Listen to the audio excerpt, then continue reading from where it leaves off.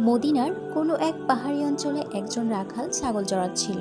হঠাৎ একটি নেকড়ে বাঘ এসে ছাগলের পালের ভিতর ঢুকে একটি ছাগল নিয়ে পালাচ্ছিল। রাখাল ধাওয়া করে বাঘটির থেকে ছাগলটি কেড়ে নিয়ে আসলো। তখন বাঘ স্পষ্ট ভাষায় বলতে লাগলো, ওহে রাখাল, আল্লাহ আমাকে রিজিক দিয়েছিল, কিন্তু আফসোস তুমি সেটা আমার থেকে নিয়ে গেলে। রাখাল বাঘকে কথা বলতে দেখে আশ্চর্য হয়ে গেল। বাঘও কথা বলে? বাঘ পুনরায় বলল, এর থেকে অধিক আশ্চর্যের বিষয় হলো যে মদিনা শরীফে এমন এক মহান ব্যক্তি রয়েছেন যিনি তোমাদেরকে যা কিছু হয়েছে এবং যা কিছু হবে, মোট কথা আগে পরে সব বিষয়ে খবর নেন, কিন্তু তোমরা তার প্রতি ঈমান আনো না। তখন রাখালটি ইহুদি ছিল। বাঘের মুখে এই সাক্ষ্য শুনে খুবই প্রভাবিত হলো এবং হুজরত সাল্লাল্লাহু আলাইহি ওয়াসাল্লামের দরবারে হাজির হয়ে মুসলমান হয়ে গেল।